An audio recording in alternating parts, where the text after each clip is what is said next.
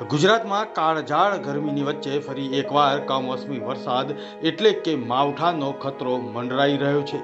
હવામાન વિભાગની આગાહી મુજબ વેસ્ટર્ન ડિસ્ટર્બન્સ સક્રિય થવાને કારણે રાજ્યના વાતાવરણમાં પલટો આવી શકે છે અને આગામી 30 માર્ચે વિવિધ ભાગોમાં હળવાથી મધ્યમ વરસાદ જોવા મળી શકે છે.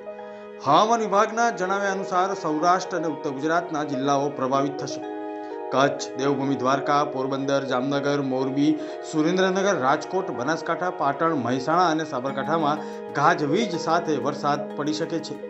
ખાસ કરીને ઉત્તર ગુજરાત અને પૂર્વ ગુજરાતના 8 જિલ્લાઓમાં વરસાદની આગાહી કરવામાં આવી છે, જેમાં કચ્છ, બનાસકાંઠા, પાટણ, મહેસાણા, સાબરકાંઠા, અરવલ્લી, મહીસાગર અને દાહોદનો સમાવેશ થાય છે.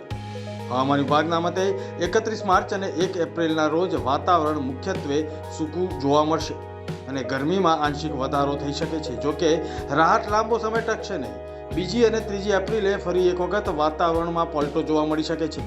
કેટલાક વિસ્તારોમાં થંડરસ્ટ્રોમ એક્ટિવિટી ગાજવીજ સાથે હળવો વરસાદ નોંધાશે. વરસાદની આગાહીને પગલે ખેડૂતોની ચિંતામાં વધારો થયો છે. તૈયાર થયેલા રવિ પાક અને બાગાયતી પાકોને નુકસાન થવાની ભીતિ સેવાઈ રહી છે. જોકે વરસાદી ઝાપટાને કારણે તાપમાનમાં થોડો ઘટાડો થશે. બ્યુરો રિપોર્ટ, મુંબઈ સમાચાર.